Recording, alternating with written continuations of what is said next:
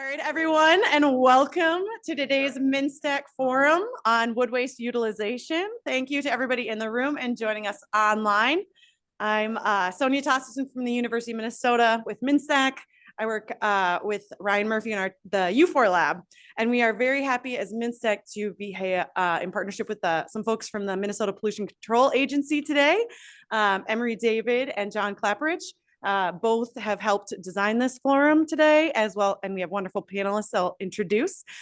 Just a housekeeping note, we do have 1.5 ISA CEU credits that we'll put up a QR code and drop a link into the Zoom at the end. Other than that, here's John Klapperich, who is a wood waste specialist with the MPCA. Thank you. Thanks for joining us today. I would like to start by thanking our panelists for dressing up and coming on board. We've got Hannibal Hayes with the City of Minnetonka. We've got Jim Doten, Carbon Sequestration Manager with City of Minneapolis. Ken Smith, CEO of St. Paul Cogen. Former CEO of St. Paul Cogen.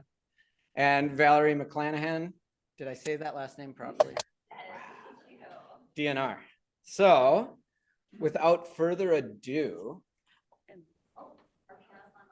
and our panelists online, I'm sorry. Sitting out, hanging out in the car, about to go fishing. Can you please introduce yourselves for us? I'm Shaun McKim with the District Department of Transportation. I run the Urban Wood Reuse Program for the District of Columbia.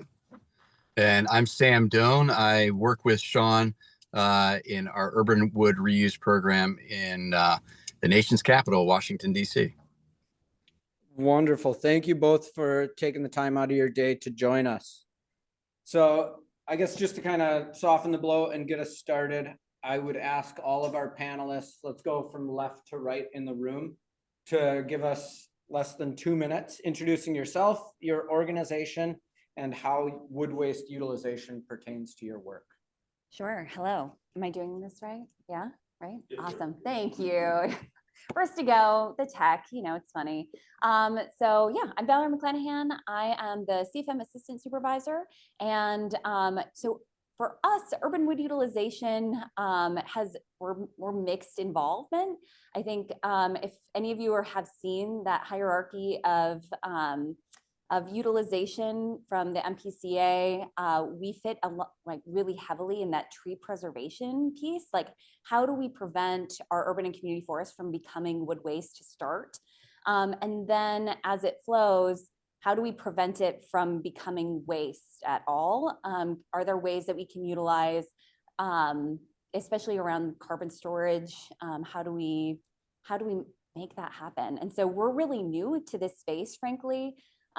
We have some funding that allows for us to do some of this work and some education components, but we do have a history at the DNR of marketing and utilization for timber products and things like that. So we're leaning pretty heavily. I'm going to do a little shout out to Jeremy Fowsky over there, our marketing and utilization person. And yeah, I think I'll pass it on. And we had a request online to hold the mics a little bit closer to our mouths. All right, I'll hold it a little bit closer. I'm Ken Smith, formerly, as of last week, the President and CEO of District Energy St. Paul Cogen, and I used to run Evergreen Energy as well. And so St. Paul Cogen is the biomass power plant that utilizes waste wood as its fuel source, primary fuel source. Anywhere from 80–85% of our fuel source comes from urban wood waste, that we then generate both electricity that goes to Xcel Energy and heat that heats downtown St. Paul. So we heat about 33 million square feet. It's the largest hot water district heating system in North America and makes up about 50% of our heating needs is from biomass on an annual basis. And so as it flows through that hierarchy, we're handling about roughly 250,000 tons of wood waste per year. To make energy out of that. And if you want to get us, well, how much is that? Well, I once did a calculation. If you put it into 100-yard semi trailers and you put them end to end from the Capitol, it basically would reach to Alexandria. So it's an enormous amount of material. And most of that is coming from the 7-county metro.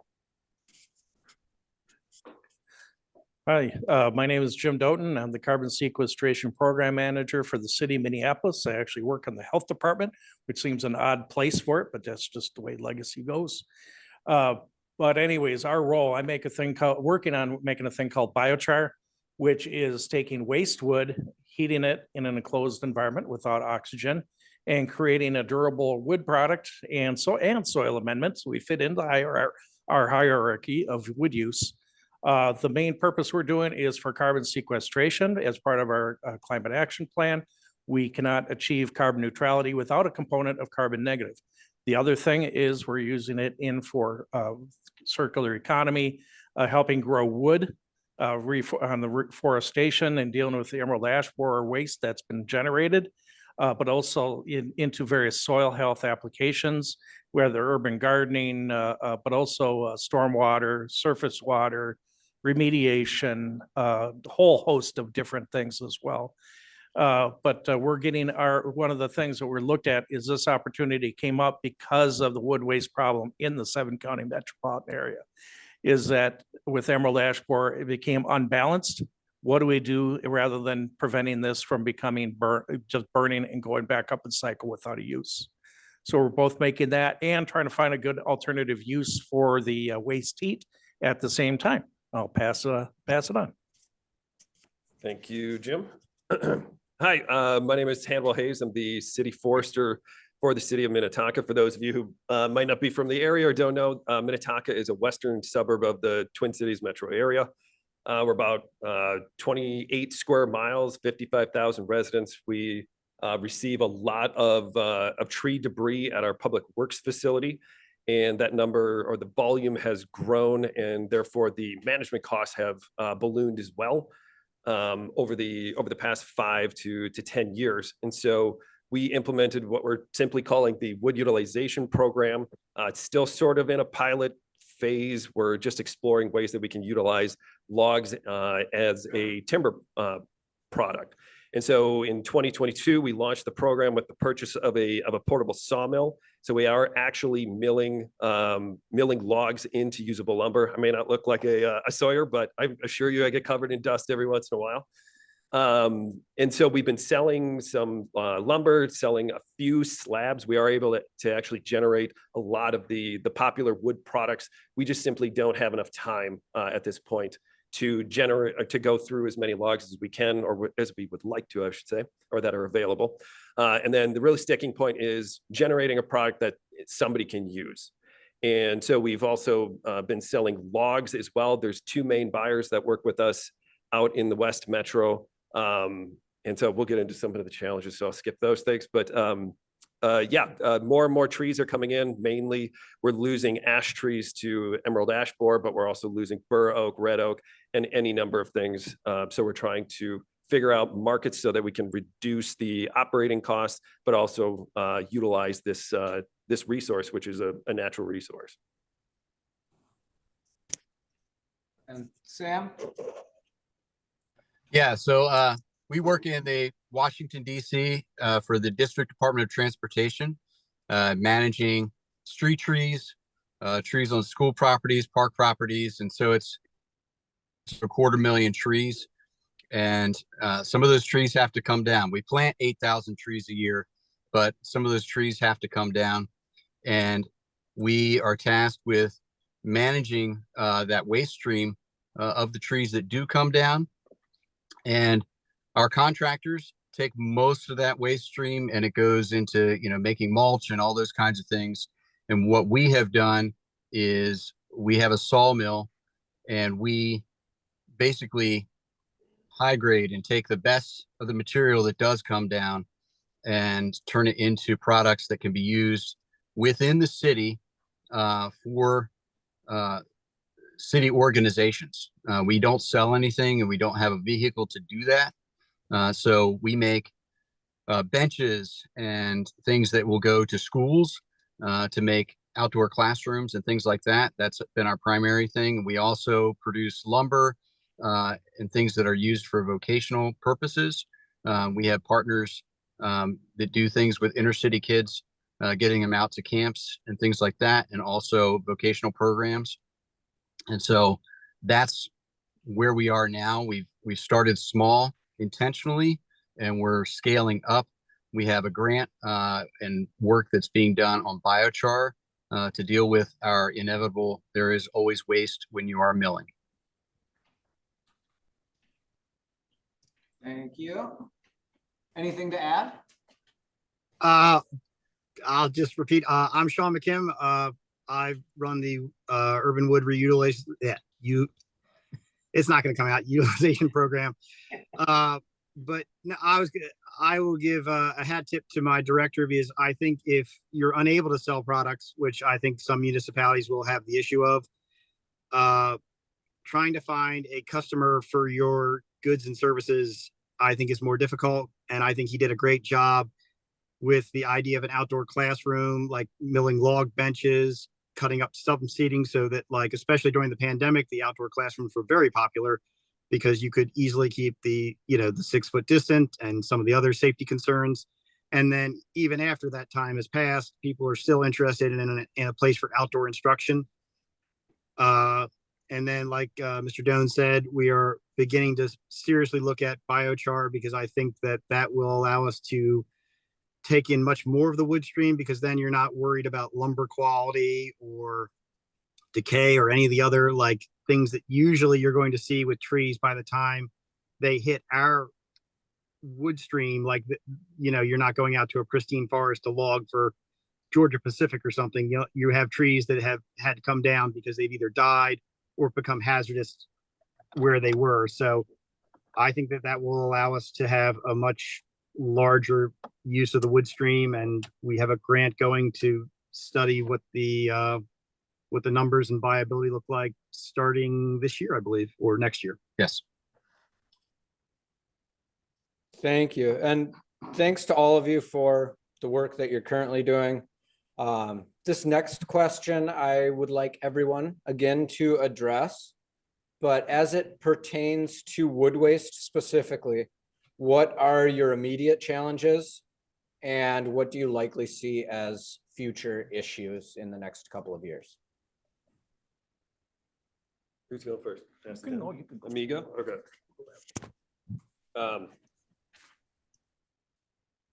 So I guess, unfortunately, I would kind of give a general and sort of bland answer and just sort of say everything is an issue that we're facing.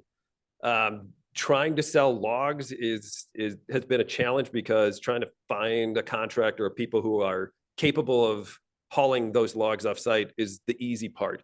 But then as a municipality that we have our own wood disposal site where people can come and drop that material off, you never know what's coming in. We can be assured that ash is going to come in, but because ash is everywhere, nobody actually wants to buy those logs. And the municipality that I work for, we cannot donate any materials unless it's a fire truck. And so it has to be sold, or we have to pay to dispose of it, or find an alternative use for it. Because donating would be a great way to offload a bunch. But yeah, so but I guess the biggest, the one that I face the most is time and staffing. We started this program without any additional resources. We're trying to commit as much time as we can to it, but we've run into this wall where we just cannot get out to process the volume of logs that come in. And then when we do, we're finding it hard to sell that lumber and keep that organized. So I guess staffing level would be the number one, but there's fun things to work on in every aspect of it. Hi, this is Jim Doten. What we're seeing, I've been working in biochar sphere for about 13 years, which makes me a big veteran here, if you know what you've seen the growth of the industry. But one of the big challenges we have is that now people have heard of what biochar is, but not all biochars are the same. And there's a big push to put out junk. So that, biochar is not the same in what the purposes are. What we need to have in place are standards and methods in order to safely implement it. Otherwise, the industry is going to fall flat on its face, because you're going to give it a bad name right out the gate. So we're working on, we have an organization called Minnesota Biochar Initiative, and we work with the University of Minnesota Natural Resource Research Institute to develop up Minnesota standards to help with MnDOT and MPCA and others. But right now, that work has been picked up at the national level now, and the US Biochar Initiative is developing a North American standard for biochar, which will help with the implementation and use and classification of biochar, ensure it's safe and done right. So one of the biggest challenges we got, like I said, it's new. People don't know how to do it. It's driving a lot of bad practices, potentially bad practices. So what we're trying to do is turn out a good quality program that can be used to it and the instructions on how to use it. There are a lot of good programs out there that we see for it. I don't want to say all bad, all things are bad. Like the air curtain technology is a great way to reduce waste and reduce that volume up. Just be careful what you get out of there because it's going to be an uncontrolled product, but used in the forest, it's great. So that's the challenge we have, is that getting those standards in place, the how-tos, and getting this as accepted method, and people feeling comfortable with it and seeing that this is an effective technology. Well, that's a good question because there's so many challenges right now. Effectively, we've had a system in place in the metro area dealing with wood waste for a number of years. It's been a problem for many years, and we've been a part of that solution. And now just the sheer volumes of material that are being generated in large part because of emerald ash borer, but on other things too, like we're seeing oak wilt and a number of oak trees that are coming down, is the system that we have had is under a lot of stress. And so whether you're at a local level or you're at a business or you're at our business, and so those stressors could be just a lack of space, how much material is coming in. And so things that have not occurred in our business case, operating our facility for 22 years, are now occurring where we can't take material because we're having to shut down. We don't have enough space to store material. And then we're going to be in this hump as we go through emerald ash borer, and it's going to be an enormous hump. And we're all trying to figure out, what does that system look like to manage through this time? But we also have to think about what happens afterwards, because if you just build the system for the crisis, it won't be sustainable for whatever the new normal is that'll emerge on the other side of this. And in the state, it's going to be, rolling across the state, and other communities are going to have the challenges. So, but from a metro perspective, some of the analysis showing, well, this is going to peak in maybe the late 2020s in the metro area. Well, this is an exponential curve going up, and we're going to have to come back down on the other side of it. So I think one of the challenges that we all have, whether it's in individual businesses and trying to find solutions, whether it's at the city or looking at biochar or any of these other solutions, and we're one part of that solution, is a system that works for today, for what we're going to be facing, and what does it look afterwards? And that's going to be a bit of a trick. Thank you. So I feel like, Hannibal covered it with everything, but I'll elaborate a little bit more. So I'm going to start by, this is and to elaborate on that, this was the question that I had the most responses to, really. That's like the longest, because there are a lot of issues currently, or hindrances to doing this meaningfully.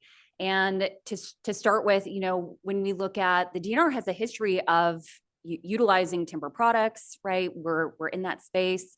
But the standard methods of harvest and even the utilization has to look different because of the urban area. So it's a different space, requires the access is different, right? Like removing trees in a forested area where you're not having to interact with the public in the same way is very different than harvesting a number of trees on a street.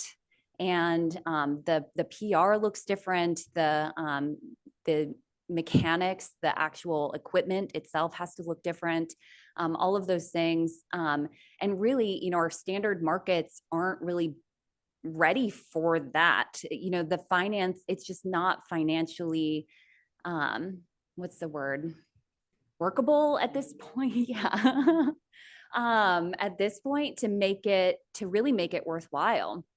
Because the market isn't really willing to consistently pay, the amount of money it would take to buy those products either. So I think that, that's one of the first components is we have all of these issues from that side. But then, additionally on the DNR side, when we look at this, we were, especially in waste prevention, we were only recently able to fund ash treatments. It's not something we've been consistently able to fund and systematically prevented from funding. And so we're, really in this significant catch-up space. And I don't even know if that's a real statement. Catching up is not maybe a real thing, but how do we kind of slow that bleed a little bit of those trees entering the waste stream? So we will have more funding coming out that will fund things like maintenance and treatments and stuff like that, just as a quick plug. And then I think this one is less common for urban wood utilization. I feel like folks are more on board, but there is pushback for timber harvests and things like that. I think people think about it as like, why are you removing these trees? Like we should just be keeping them. And my question is always like, well, what do you want your products made out of? Like, what does that look like to you? Yeah, so that's kind of I'm maybe a little rambly, but I have so many notes. And then, when we talk to communities, the things that we're hearing a lot of is the request that I get the most for is being able to purchase land for storage, because the ability to, like, you have to have a place to bring it to initially, and then you have to have a place to store it and move it around so that you can, put the ash trees with the ash trees and the oak trees with the oak trees, because, people want to be able to identify the species with what they're, trying to make. And you have to have a lot of space to do that. And then the equipment itself is expensive. Folks are, and I know a lot of the communities we work with want to be able to purchase equipment. And that's not something that we've been able to fund with our grants either. Not like we're now able to provide some funding with utilization with one of these grants, but they can't purchase capital expenditures. So it's any piece of equipment that's $5,000 or more, which is a lot of stuff for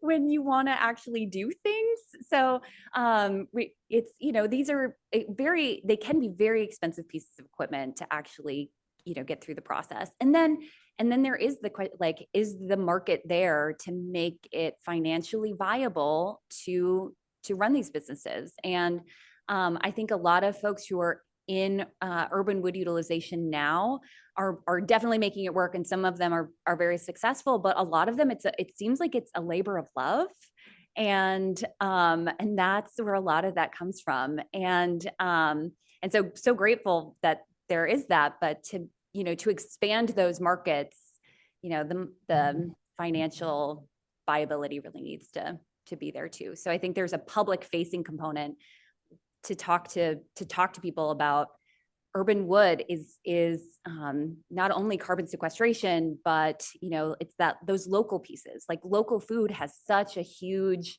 influence in our day-to-day now. I feel like so many people, like, they get it, and more folks are understanding the importance of things like local products, but that local wood piece, like, how can we have these bigger conversations? How can we market ourselves better in that way? So I have so many other notes, but I think I should pass it on. I'd like to add one thing. One of the challenges around wood waste and the overall system is it's largely unstructured, and there is some regulation, but not a lot. And there's also a general lack of understanding about the system, how it works, who's involved, how many different players are involved. And so when you're working on solutions that require legislative action or funding, for example, there just isn't a very good understanding of the system at all and the complexities of it.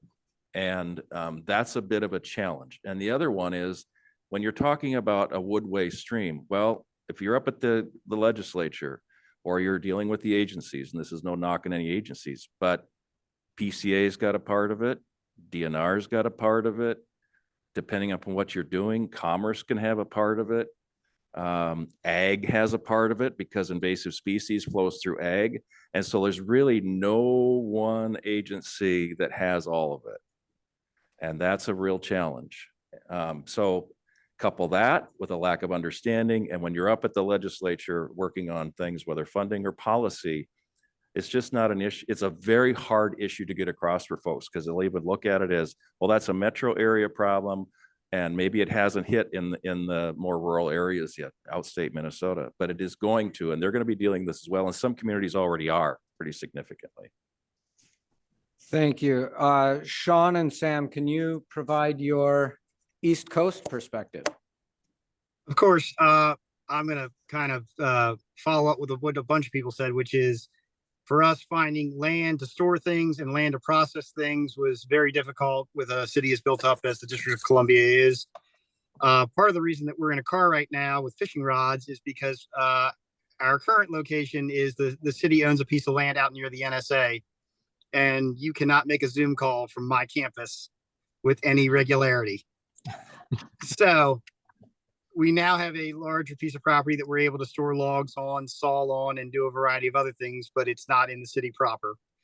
The other, I think, big thing on our horizon is trying to go from being, as Mr. Doan put it, like a boutique shop of, we make outdoor classrooms, we make some lumber for, high schools that teach the building trades, and going from that to a more taking the whole waste stream and being responsible for all of it, which is why we're looking at things like biochar and other things that could use up a lot more material, because a lot of the stuff we get, as I mentioned earlier, if you're taking down dead or rotten trees, a lot of times the timber quality is just not there to make any real usable products out of it, or at least to, I think, sawing as much wood as I've sawed now, I think the hardest thing is to say that's not worth it.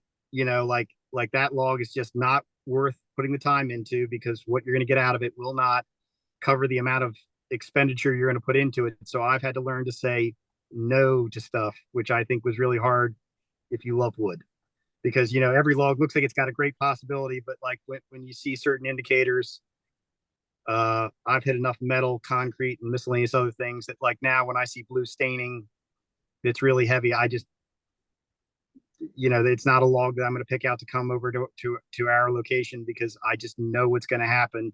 I'm going to hit something, and then the sawmill will be down for 20 or 30 minutes, me putting a new blade on, and then trying to figure out what I'm going to do with the log afterwards. But so I think for us, because like I said, I think we just got past our location concerns now that we're out of a piece of property that's outside the city limits. But I think it's going to be trying to take over the rest of the waste stream is going to be our big challenge in the next few years. How many acres are you operating on? I guess that's a two-part answer. I think the whole property's 700 something, but realistically, I'm probably only on 40. I don't think we're even using that. If you look at where the sawmill sits and where my storage is, it's probably 5 acres tops. Okay. I mean, because a lot of the property is being used by Other entities. Yes, a lot of city entities are out there, so we are not the only people using the property at this time. One of our big partners, DYRS, uses a fair portion of the property for youth programming. And did that property have a previous life at all? Yes, it was one of the state hospitals. At least around where I live, all the state hospitals have been closed down, and most municipalities are trying to look at how to either redevelop them or reuse them or figure out what their next use is going to be. But and then I think it also was at some level under the control of Fort Meade, because we own the power lines on our property, because I think the Army owned the power lines way back in the day. Lots of history. Yes. Thank you. Sam, anything to add? Yeah, I had some things for some of the further questions, but just the idea of the challenges of growing pains and scalability. We started small with intention and growing larger. The challenge of production for who we have in our stream, producing things for schools, the teachers, the landscape architects, the architects find out about the material that we're able to provide. We set up a system where they can fill out a form and request those materials. And we quickly went from a few schools to having 60 some schools on our backlog of wanting things, and which is wonderful.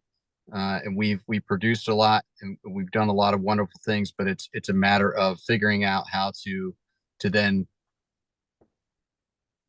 produce all of that and get it installed. And so we have various ways that we're working with different groups to make that happen. Thank you. That sounds like a more enjoyable problem to have.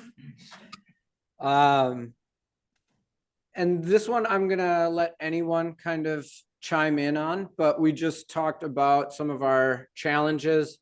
I guess if you had your pick of the litter from a policy perspective, what incentives, disincentives, other policies would you like to see enacted or moved forward to help address wood waste utilization throughout your region?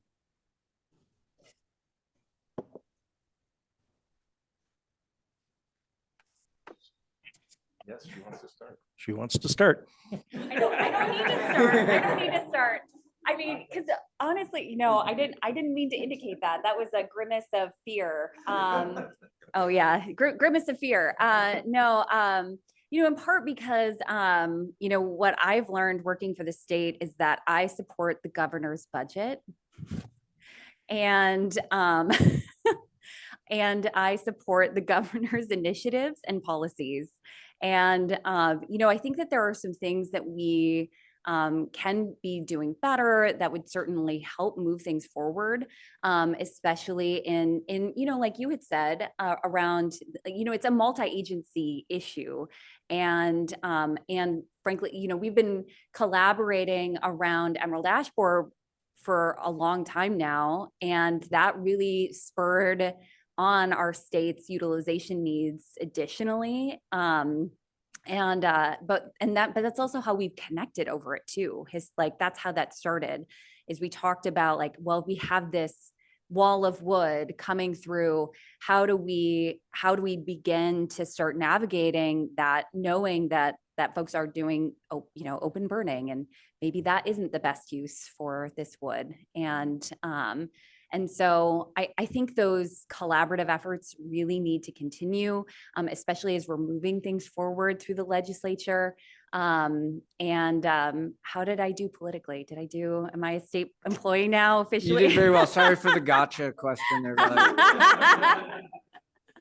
And Jeremy, if you have anything to add, please feel free to chime in. So. Well, I'm not a state employee. So grateful. So, yeah. So we do need to streamline some things. Somebody's got to be on first.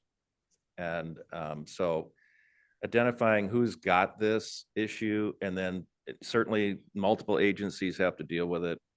We're going to need some policy to clarify what's going to be done and where. We're going to need some money that's going to help solve this challenge, whether it is trying to get to higher utilization, space, Some of the best solutions, and I've traveled a lot of different places around the world, and in some of the places I've been, that they're utilizing wood products, for example, wood waste and other waste streams, as they try to collaborate those things, co-locate in a number of activities in locations where you have space to do that. So you can select what's going to go to a higher purpose, and then clearly what's going to go to waste streams and where the proper outlets to go to. And so I think there's some models out there that could be utilized. And again, I think we need to be thinking, and Jim mentioned this earlier, we need to be thinking around circular economy. We need to be thinking about sustainable practices and also flexibility. So what's going to work today, and as we work through this wall of wood that Valerie mentioned, and then what's going to work in the future, so that we're making use of it. It's not going to open burning unless that's the absolute last resort, and there's a lot of health impacts to that. And it's not free, right? There's a cost to it. It's a cost to move this material into a field, to open burn it, or to bury it, or anything else. There's a cost to all of that.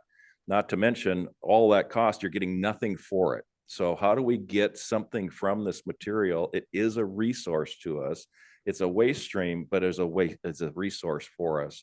And that's going to take policy, and that's going to take some different practices than we currently have. And the challenge we have right now is we're out of time, because this wall of wood is not in the future anymore. It's here now. And so it's an imperative that we make some progress on this. I'm gonna take it back. It's no. I'm closer. Yeah, and with that, I think, that's one of the things that I think about frequently, is that we're with urban and community forests. We're active managers consistently in these spaces. We have to be focused on the, pruning and removals and planting. We're already working in these spaces. We're already doing a lot of the labor, and it could be consistently understood. So we do have things like urban forest inventory analysis, which is on a 5-year cycle, so that we can start seeing what is naturally coming out of the landscape. And I think that's going to be really valuable, in terms of, like, right now we have this wall of wood. What happens when the ash that aren't being treated die, and we don't have the same amount of resource that we did before? How do we make that sustainable? Because these trees are coming, we're going to be removing trees into the future, regardless of EAB or Oakville, right? Like, these things are just, this happens. So how do we navigate sustainable markets for people as well? Now. Okay, before I pass it down, I'm going to grab one opportunity here. One of the panelists up here bringing up a lot of good points. And one of the things I'm looking at from my little parochial part of the world as well is that we've had a problem of when you create this wall of wood and it's coming through here, you can't go business as usual. You have to come on up. And one thing that mentioned is that what happens when the tide goes out, we can't go back to business as usual. But I see this as an opportunity to create some enduring changes. And this is not one silver bullet. This is a set silver shotgun with a bunch of different little pellets. But there's going to be a lot of new processes that have to come out of this, and let's take this opportunity to create those new methods that can start utilizing things responsibly in a more sustainable fashion. And one of the things we're looking for from the state, and to work with John and such like that, is that say on air permitting for new systems, how do we get behind that and come up with a consistent policy in a group so that we can streamline and know ahead of time, know the rules of the game as it goes forward there? How do we're working with MnDOT and others to help create the market and create those standards. And how do we help that from the policy level in making sure that we see MnDOT as a huge driver of that market. If they accept it, then others accept it, and it sets a standard or establishes the way. So that we do see the state as having a very large role in seeing that, getting us through the high part of the tide here, and so that we have sustainable solutions going forward. In regards to incentives, I would say anything that can grow the private industry. The as people have mentioned before, we already have that wall of wood. We've had it for, depending where you are in the metro area, you've had it for some time. You can see it building, but we all have a gigantic pile of wood like that we've never seen before. And increasing the ability to actually utilize that as a natural resource through the private industry is how or is at least how the city of Minnetonka would definitely benefit. Even if I could donate logs to anybody and everybody, we just simply don't have there isn't the outlet for ash right now. There just simply isn't the processing capacity of any industry really, to process the volume of logs that we have. The lumber mills, the traditional mills, they really don't want urban lumber because of the varying quality that's been brought up. But then also, as our partners in DC have experienced, hitting all kinds of objects as well. It takes 15, 20 minutes, 30 minutes to replace a blade and get back up and running on a portable sawmill. When a blade gets damaged in a traditional sawmill, it's a much bigger deal.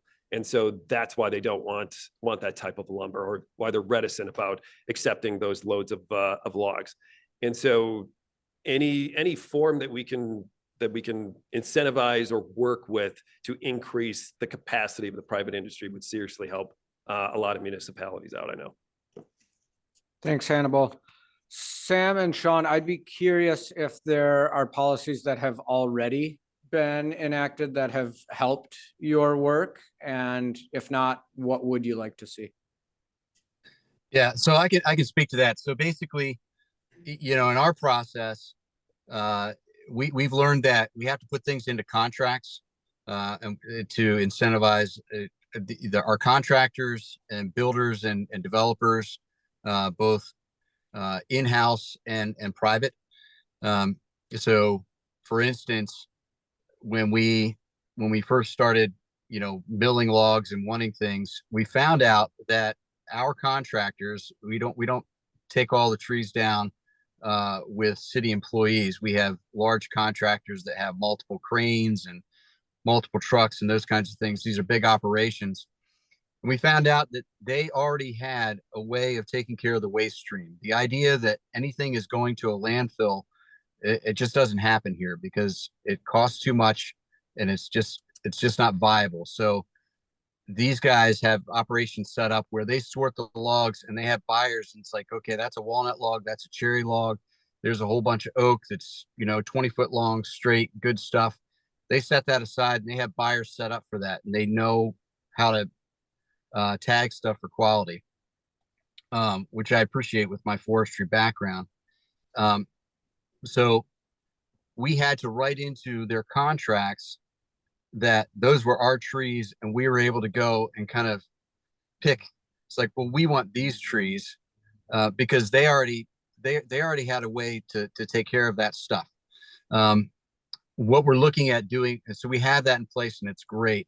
What we're looking at doing now is taking on some of the waste stream, having a tub grinder and producing mulch and producing biochar and those kinds of things. Not only that, but putting into requirements for when trees are planted, all these trees that we plant every year, the soil amendments that go into those spaces. The soil amendments that go into those spaces, part of that could be biochar. Part of that could be the mulch that we produce that's used on those sites. We partner with and work with some of the surrounding municipalities that have similar wood waste utilization projects that have been ongoing, where they produce lumber, but they also produce lots of mulch, and it gets used in all of their county parks. And all of their partners and anybody that's doing things in the parks, whether it's on a building project or whether it's a maintenance, they're utilizing all that mulch that's used, produced. And so we're looking at basically, like, if you want it to be done, then we have to put it into the contracts. We have to put it into kind of codified so that in order to complete your project, you need to utilize, these kinds of materials. And I'm really excited about the standardization of the biochar, because, we have to make sure that what is produced is exactly what we need, to have the best solution. Thank you. Thinking a bit more about policies, a specific policy that has been brought up among the stakeholder group, and I struggle with understanding the impacts of, would be a prohibition on open burning in a given region, specifically around here, the 7-county metro. Just wanted to get your input on what you feel a prohibition of open burning would accomplish or not accomplish. And from the folks out east as well, is there a prohibition of open burning in your area? And how is it impacted if there is?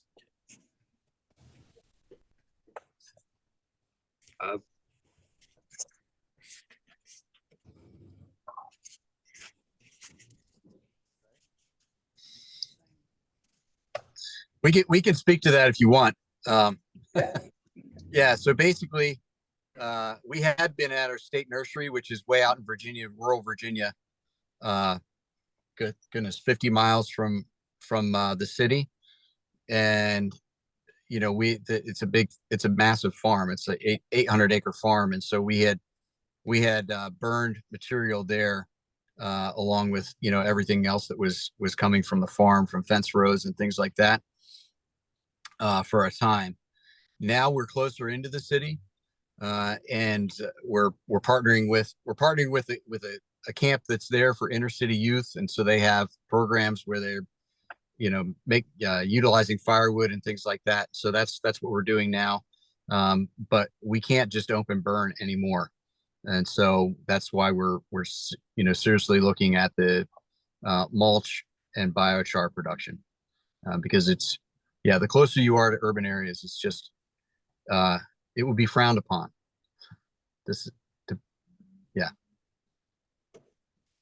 Sure. When you sent me this question, my first thought, it was like, someone has to be smarter than me to answer this. Mostly around like the public health implications, right? Like, I understand that there are public health implications for things like open burning, but what exactly they are is, like I have a really loose grasp of, particulate matter being inhaled is not good for people, at what levels or what rates and what distances and at what wind speeds, and what is all, what the actual science is behind it is something at this point beyond me for those public health implications. Immediately when I think about the impact to our communities, I know that that for a lot of folks, it has been a last ditch effort. Like, it's their last resort because there isn't another place that's taking it. So you might have open burn pits anyways, just with the sheer fact that when you create huge piles of wood debris, they have a potential to just start on fire. Like, that is something that has certainly happened in our history at large scales. And there are a lot of implications about them not being controlled burns, right? Like, if they're just technically spontaneously combusting, right? Like, so if we don't have an alternative solution, then are we forcing a hand to a solution, or are we just cart before the horsing it? I have a lot of questions, and I'll pass it on. Well, that's a tricky one. I could see a moratorium potentially, given how close you are to population centers or neighborhoods or something. For our most recent power purchase agreement that went to the Public Utilities Commission, there was an analysis done that if our facility shut down, where would this material go? And it was basically came to the conclusion this would have to be open burned. And And then the state at the MPCA, they have for all the different emissions, there's a number. So, okay, you get this many pounds of this, it's this, so much per pound and so forth. And if they were to make the assumption that you're open burning roughly 250,000 tons of material on an annual basis, what would be the public health impacts? And it ended up over $40 million per year that you would get from the emissions from burning that much material. So, whether it's in one place or multiple places, given where you are in proximity to neighborhoods and population centers, that's a challenge. I mean, there is an impact, and the state of Minnesota has costs for that. And they factor that in because it's impacting the health of people. So I think that it's a challenge, and I think it needs to get to a last resort, and we may end up getting there. And if you're going to haul it, again, I mentioned earlier, if you're going to haul it to someplace else where you don't have the population centers, that isn't free. There is a cost to it. You need the space, you need the trucks, you need the people, you got to monitor it. And you're not going to want to haul this as brush and logs. You're going to haul this as mulch. And when you pile up mulch, you leave it long enough, it spontaneously combusts. We actually monitor. We have big piles of mulch, and we have temperature probes that we put into them to see how warm it is in there, because they will start on fire. And we've had it happen. No, it's a lot of good points here. One of the big things is that, we said in the metro area, having open burns and the effect on public health would be pretty high, significant, even in the rural areas, people who live out there. But one of the things we don't understand well enough is that there is a role for fire in the environment, in the ecology, and particularly in sustaining healthy forests. And that's aside, is that one of the things we're seeing in the biochar world, because that's the area I'm talking about here today, is the role of things like air curtain burners, the char bosses, et cetera, where instead of doing the open burn, you're doing that, but in a safer fashion with much less, far fewer particulates, and you're producing a limited quantity and quality of biochar that can be reused right at the site or whatever. But it's much more a safer, effective version of doing it. You still get a pulse of carbon dioxide into the atmosphere. And it isn't as efficient as the tailor-made stuff, but it has a role in improving that. And that's another policy. The U.S. Forest Service is really promoting it and moving it on out. It hasn't been as widely adopted or followed within the state.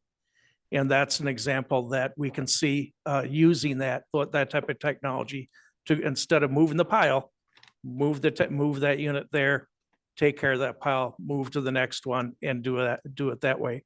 It's just one part of the solution.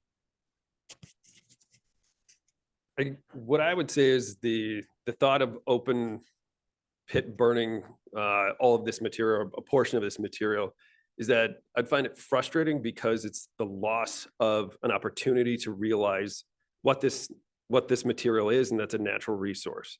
We all use mulch. Mulch is a great product. Biochar is a fantastic product.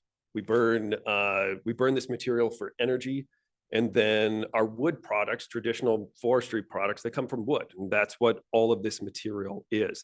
Sorting it and grading it and divvying it up, it does take time. It takes humans. It takes money, but so does open pit burning. And then there's all the public health effects as well.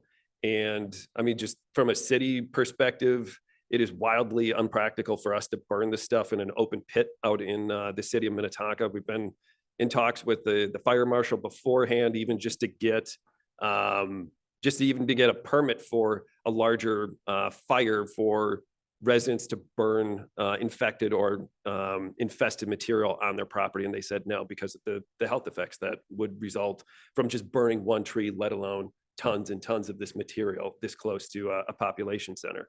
But ultimately, I mean, products can be made out of these trees, and open burning it just to get rid of it is just the loss of an opportunity. Thank you. We are approaching the end of our time, so I wanted to see if there were any questions from the folks online or in the room. Are we till noon? Oh, perfect. Well, still, I would like to open it up and broaden the conversation to hear what concerns are in the room and online. Yes. I just have a comment. I don't think it's an interesting point to bring up about building up capacity to handle the wall of wood and then dealing with that wall of wood and then being left looking for products. I don't think you're going to run into that issue in the midterm, given our oak cover type structure in the state, particularly in central and southern Minnesota. It's just very old.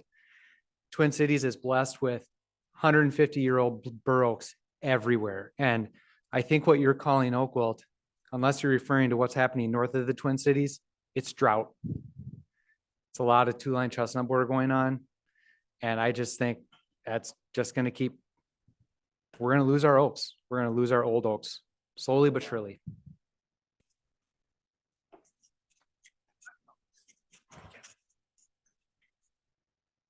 I took that a little harder than I thought it would, that we're going to lose our oaks that are 150 years old. So it's going to take me a minute to refocus. First, thank you for hosting this event. Appreciate the challenges that we're articulating, but as a consumer, I just see a lot of opportunity. And when I think of the Department of Natural Resources, I push to extend it to include humans, and that we too are a part of our resource and our and this work. And I, by profession, am a nurse, and I often think of two things: that we have a $5 trillion healthcare industry that is overwhelming us, and we very often can overlook the fact that we have a $45 trillion care economy if 90% of the care happens outside of the marketed, what we call healthcare. And so I look at this problem in kind of a similar guise. Another metaphor that I set is that a dumpster has a schedule and it's a burden, and a forest figures out how to manage everything that's in it. And so as the Department of Natural Resources, I think we're trying to support and emulate what our natural resource presents to us. And so as I listen to you as profound, like insightful experts on the topic, I sit next to an old guy who just bought a mill. And so to shift my focus back, last year on Cross Lake, I was like, there is no way that milling all this lumber is not feasible. And there's no way it's more insane than all these boats out here, or more costly. I take back insane, that's a judgment. But there's no way it's not an equivalent cost. If we put 100 mills out into the community and we had guys who wanted to make things that were like sustainable, like our labor problems kind of shrink away. Our opportunities, like who made the point about the truckers?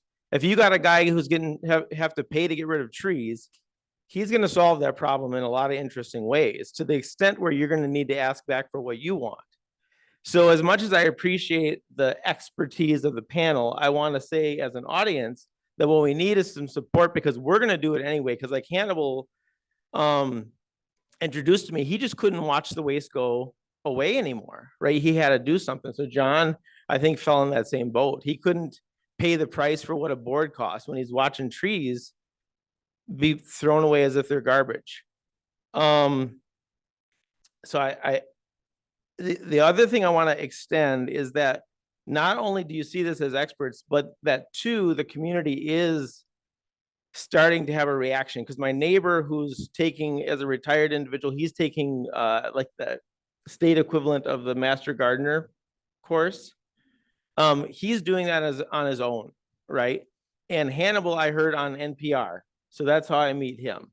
And John shows up with a mill when I was taking down an ash tree in my yard while my friend was dying of heart failure.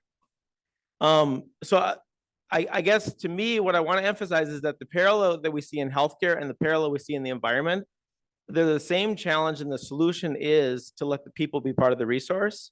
And for us, it's just, we want to be able to buy blades and keep gas in the mill. And we're not licensed to sell it. We're just giving it away. And if people give us some bucks to keep going, but use us and help us know that we're doing it in a sustainable way for our environment. Thank you. Anybody else?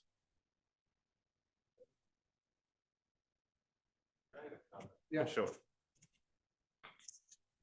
Your comment about community just reminded me of something. One thing we have not talked about today is the folks in the communities who have these ash trees or any, oak or anything else in their backyards, that it's going to cost them a fortune to get rid of it. And they do not have the resources to do that. And we haven't talked about that today, but that's a real problem. And especially with ash trees, which become very brittle when they're dead, that's going to be something that has to be factored into how do you deal with this, and how do you get resources for folks to deal with these things in their backyards. It's a lot of them, and it's expensive. We don't cover the state at this point with support, especially for low income folks, but we do have some funding that's out there, not just from the DNR, but through the Inflation Reduction Act, and some communities are just simply stepping up. But we do have a map online of residential tree support. What do you remember the tag? Dash DNR dash. We'll make sure to put it in the chat for folks and share it here. But I will say, we're not allowed, we don't have the statutory authority to provide direct support to residents. So we have to work through nonprofits or local units of government who, they're at capacity dealing with the public resource of it a lot of the time. They're struggling to provide capacity to support their residents, but some folks have been able to do that. Some folks in this room even are providing that support. So there's a map online, but it is geographically limited, unfortunately. So I just want to say, City of Minneapolis, so we hear what you're saying there. We do have a program that we got a grant from the feds to help with low income folks and ash tree removal, because it is extremely expensive. There is a whole lot of it out there. And when an ash tree sits dead, as you said, becomes, it sounds a sexist term, widowmaker.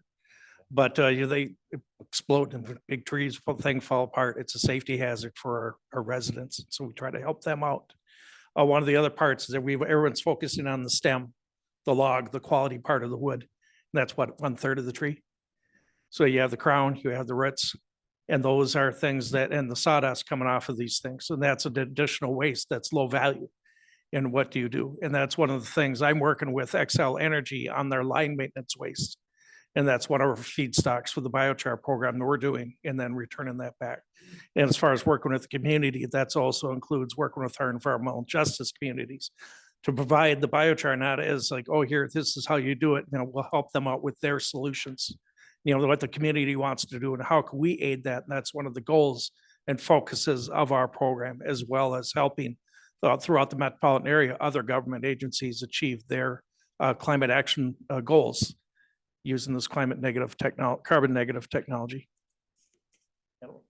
I'd also like to promote the fact that the PCA currently has a wood waste utilization grant available.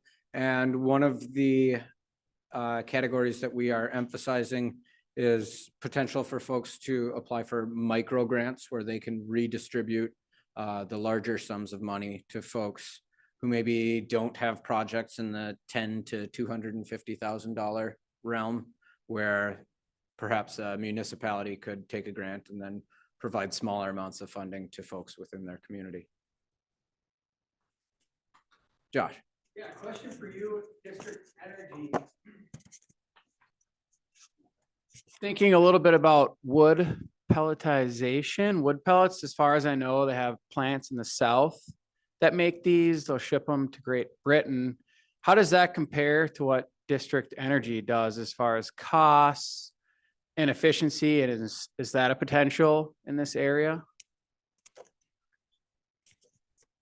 Want to respond to that, Jim?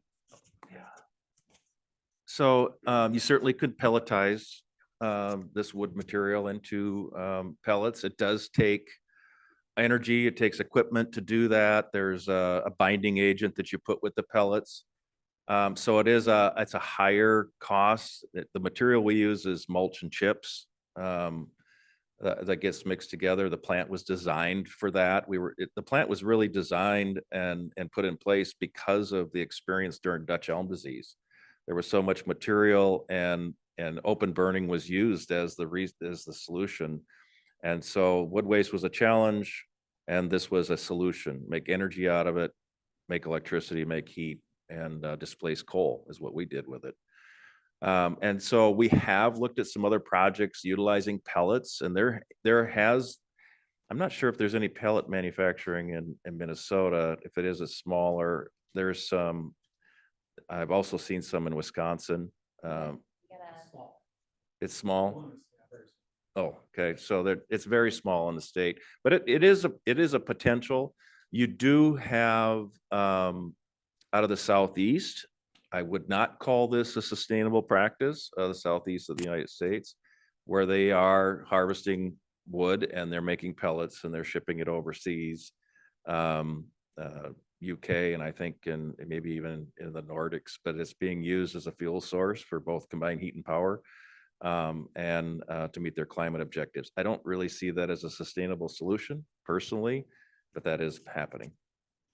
We have, and our company has looked at, we've been approached by folks in Europe about, well, could we do pelletizing and ship out through Duluth, for example? But the scale of the ships that come into Duluth just they're not big enough. And so the folks that have looked at it could not make the economics work. So along those lines as well, that's actually something that the Natural Resource Research Institute up in the University of Minnesota Duluth looked at. I'm sure this was aware of that one there. And one of the things they did on top of making pellets, but looking at torrefying the wood in order to increase the energy density. And you can use the gas coming off of the cellulose to heat itself, but that way to make it more dense. And one of the other projects they're looking at with the waste wood and making a specific type of biochar that's much almost like a coal, and looking at it as a coke substitute in steel making to replace a fossil fuel with a renewable fuel. That's one of the other aspects of it. And they are looking as well, I've seen exercises in syngas, bio oil, including sustainable aviation fuel. But it's the matter of, in fact, I just talked to a guy Wednesday about that, looking at sustainable aviation fuel. It's just that the economics then start coming in there. You could do it, but at what price?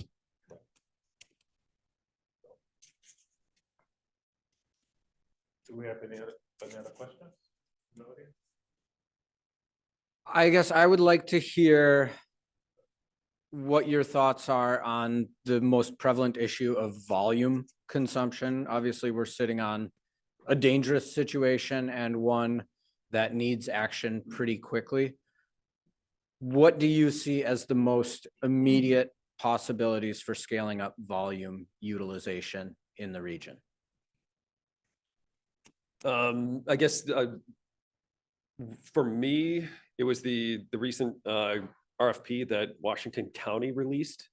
I just read through it this morning. That was probably the most impressive and sort of comforting RFP or management request to manage all these piles of wood. What they were requesting is contractors to submit proposals for sorting all of the debris that comes into 3 different sites in their county and separating it out by potential product. And so it was logs for both lumber, but then also firewood production, having contractors bid on, how much biochar that they could produce, how much mulch that could be produced. I guess thinking more along the lines of that instead of simply hiring a contractor to come in, grind the pile, and then have them rely on them to try to get rid of it. That's the way at least a lot of municipalities have been operating and continue to operate because that has been the easiest and for the most part up until the past year or two, the most economical way to do it. But now that those economics have been flipped on their head, it's just getting more and more expensive. And then we're running into larger and larger piles, obviously, because of, which has resulted in the increased expense. So I guess the creativity that Washington County is showing is something that I'll look to emulate and try to adopt as much as possible in the city. And I would stress folks to take a look at that RFP just because it is so creative in how it was crafted, and some of the payback scenarios that they've proposed within it it's pretty new and innovative. Yeah, I appreciate what they've done. Now I'm trying to remember what the heck I was going to say. But one of the things here, I guess, we're looking at a lot of solutions, and we said the scale of the problem with our traditional methods right now, they just don't do it. And mulch is a great thing, but the world only needs so much mulch and other things like that. And so you can't, and it's it's a tight market. So what do you do with those things? And trying to be creative, as it said. Right now it's up, and how do we put things in there to manage the situation and still make a better world when the tide goes out? And maybe that means the air current burners instead of open burning or whatever. But the other one of the policy things, looking at it right now, is that there's combustion is seen as a horrible thing, and that's seen as whatever. But are we looking at coming back and looking at, are we substituting and reducing natural gases? How sustainable is this? And getting over that issue, because it causes us to actually make the climate problem worse, because now instead we're just releasing it straight back into the atmosphere without any benefit or offset. So that's something I see as a outstanding policy issue that we haven't discussed. Well, a lot of the solutions right now are in the trying to scale up, with the work with Jim and others are doing. So they'll be helpful, but it's going to be down the road before we're talking about a lot of volume. So in the shorter term, there are some energy facilities that could use some biomass. Some of those are in and around the metro, and others are farther out. But that could be a potential solution. Again, it depends upon the economics and the cost of all that and what the impact on the broader system is. But that's maybe a solution where there's some facilities that are using coal yet, for example, that could use biomass instead. So there are some of those opportunities out there, but there's no big silver bullet to deal with material we have right now. Yeah, I think I'm trying to figure out how to do this well, because I think we're recording. But right, yeah, sure. I mean, from the state side, we have limitations, we have bureaucracy, we have capacity issues, we have financial constraints, all of those things. And, we clearly see there's a lot that needs to be done in order to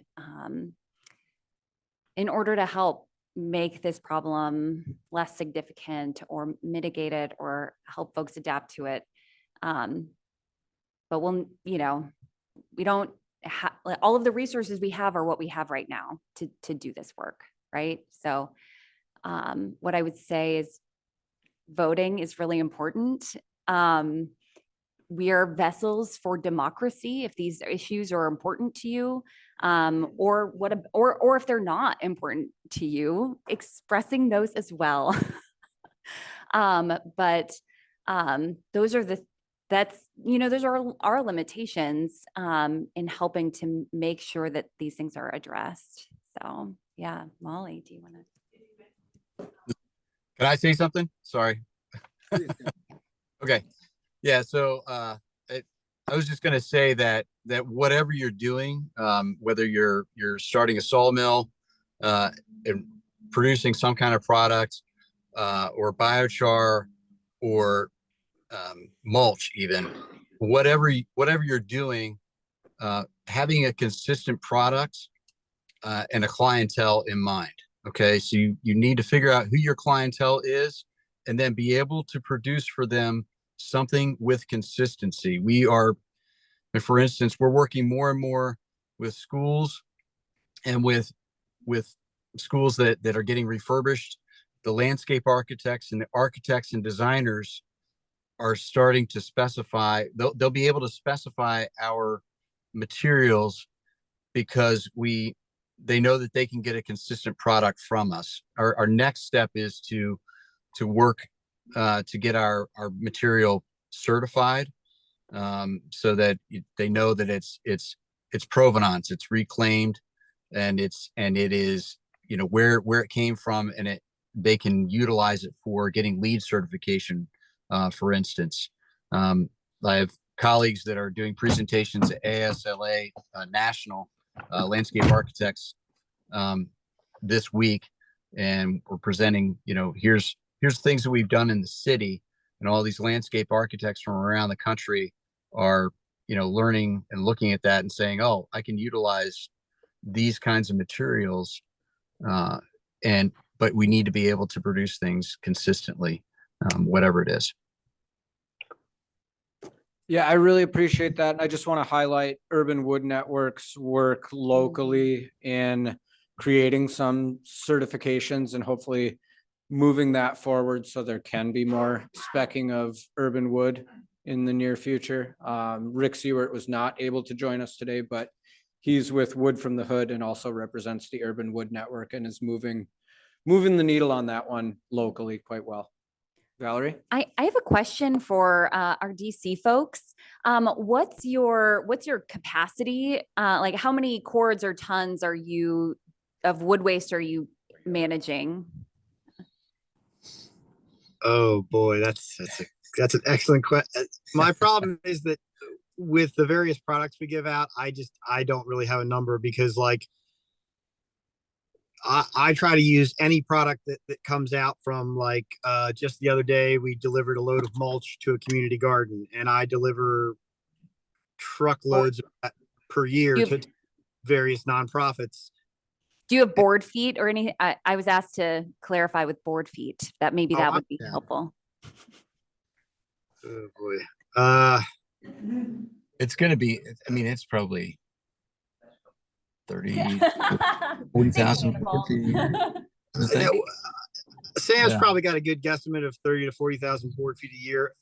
One of the problems we talked about earlier, and I will admit that it gets the better of me, is that up until this year, our wood program has been a 2-person operation. So the level of tracking I'm doing is probably not good enough to give people exactly how many board feet we're using in a given place. And the other thing is, like, it's hard to calculate. I mean, it's totally calculatable, but like when I'm making like log benches for schools and parks, I'm not thinking, oh, that's 200 board feet right there of this rounded off cant that we're going to put out for like seating in this park. So I just don't have the kind of hard data to properly answer that question.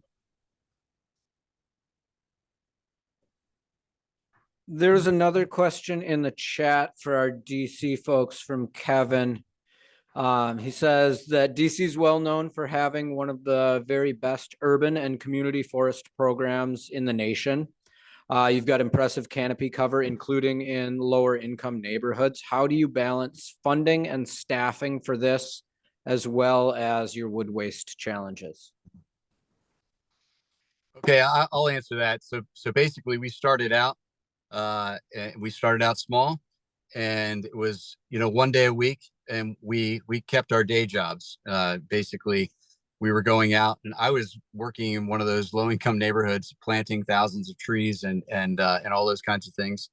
I still have my day job, which is I review tree preservation plans and work with civil engineers every day and fly a desk most of the time. And then one day a week I'm milling with Shaun, but Shaun is milling every day of the week now. So we've slowly built up to that. How many staff do you have total doing urban and community forest work and wood utilization work? We are at the foresters and landscape architects in our division. We are at 25 to 30 of us, and that is primarily on the management side of things. Looking at trees, reviewing plans, working with all the different parts of the city, and we have contractors that we manage that are primarily doing taking the trees down, pruning, and planting the trees. From my side, I do urban wood full-time now. And I have arborists that give up a day of the week. So I have people 4 out of the 5 days to assist me. And I do some work with DYRS as they're building their outdoor campus for DC youth. So they also assist me, but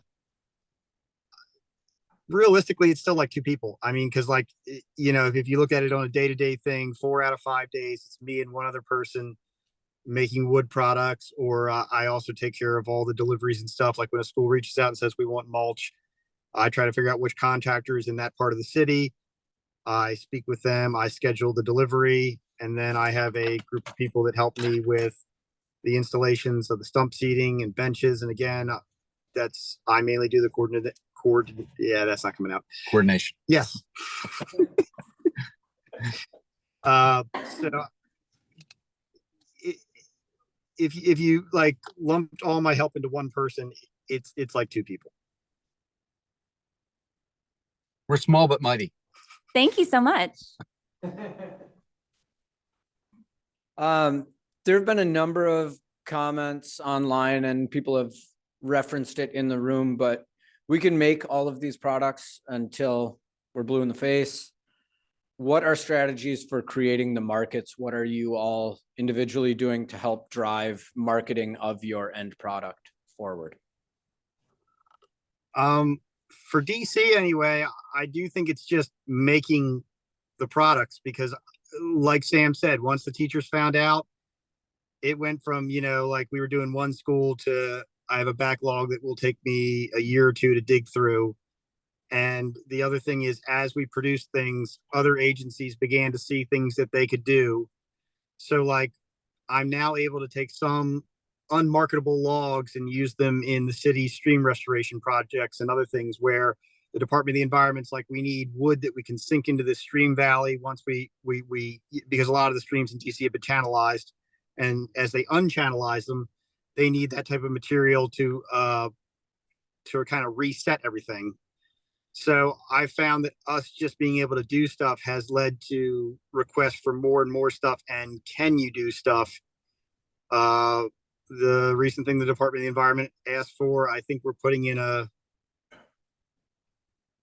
300-400 foot fence, and they're like, can you do split rail? I'm like, no, but I'm like, since we're almost in horse country, I'm like, I can make 3 board fences. And they're like, yeah, because we have an environmental site that we don't want people crossing into. So we want to put a fence up along the edge. And I'm like, well, we could cut you all the boards you need to, if you buy the post, we can like provide all the boards you need to fence this area off. And that was because they'd seen us do other things. So then they were willing to reach out to see, do you have a potential solution to this? And then, it was kind of up to Sam and me to figure out what that solution might look like. The if you build it, they will come approach. Jim, how's Minnesota Biochar marketing? For those you don't know, we started the Minnesota Biochar Initiative, which is a nonprofit set to collect everybody, researchers, manufacturers, nonprofits, et cetera, to promote and develop the biochar industry. One of the things that we had done is we'll gather everybody together, start the education process. In Minneapolis, we've done a number of demonstration projects and showed those and did presentations at conferences, et cetera. But we've been working with other nonprofits such as Great River Greening and other places to actually set up field days so people can go out and get the hype built up about it. But behind the scenes, one of the big things we've been doing is working on developing standards, which are now being developed into North American standards, so that can be spec'd and approved and get the right stuff working in there, and developing up the and publishing and demonstrating the methods on how to use it. Because that's the other thing, is that people know it's great, but how to use it, how much, what's the right type, et cetera. So those are some of the things that we're doing. And for those of you who don't know, shameless plug, the U.S. Biochar Initiative will be holding their 2025 North American Biochar Conference in Minneapolis, September of next year. We are expecting 1,200 people from around the world to be coming here to learn about biochar and looking at Minnesota biochar in particular. So Minnesota has actually been a leader in the biochar industry in the United States. Actually, I'm on the board of the U.S. Biochar Initiative, and I'll be meeting them in the next couple of weeks, and on the committee to develop up the national ANSI-based standards. So those are some of the challenges we need to do, is that get it out of there. There's a lot of junk out there. Define what is good, educate how to use it, and get engineers comfortable with speccing this and using it. And that's one of the things I'm working with MnDOT to get it on their approved materials list and on their the how-tos on how to do construction with it. So once you do that, we're going to see much wider implementation. We're also working with groups such as yours. We're working Davy Tree with Rainbow Tree, et cetera, on the trees, how to use biochar, not only as a feedstock, but also how to enhance the survivability of trees that you plant, or make the big trees that are already placed survive better. And so metadata study shows a 25% survivability increase for new tree plantings using biochar. So thank you, John, for bringing that up. But Minnesota Biochar Initiative is an organization that we are working together to get those standards, get the groups out there, do the demonstrations, increase the awareness, and generally promote it. It says not only have to build the plane as we're flying it, but we have to build the runway and the air traffic control system at the same time. So it's been a challenge. Yeah, so we're working on a lot of things, but one thing I want to make sure to mention so that I don't get an angry email from Rick Seward from Wood from the Hood is that what we need to do is build up kiln capacity. It's one thing to mill a log into rough sun, air dried lumber, but in order to be able to sell that for furniture grade lumber, it needs to be kiln dried. It needs to become more dry and stable. And that's one thing that we're running into, and is an issue of having the lumber but not being able to sell it, sending it off to a kiln to have it dried. That would greatly increase the market value, but also the usability of it too. The city of Minnetonka is proudly working with the Minnesota DNR to host an upcoming sawmill workshop next year. It looks like I wasn't supposed to mention that, but there it goes. It's not technically public until the contract signed. Well, that's we've moved past that, I guess. So, so again, we're working on that. But also getting out to events like this, just talking to people about that. In my particular case, that urban lumber is available. People can actually buy this and find this. There's Wood from the Hood is a company that produces a ton of material that people can buy, and then other people are developing those markets as well. One of the things that we are doing, is John has been part of these things as well, is we have a Friday morning meeting with MNBI discussing all things biochar, trying to figure this out. Once a month, we hold it's called a Char Talk, where we'll bring national level experts. Actually had some from Germany last month. I'll have some from New York this month to talk about these issues in various aspects, whether it's production, finance. Next month will be carbon credits. After that, we have a big research program, University of Nebraska.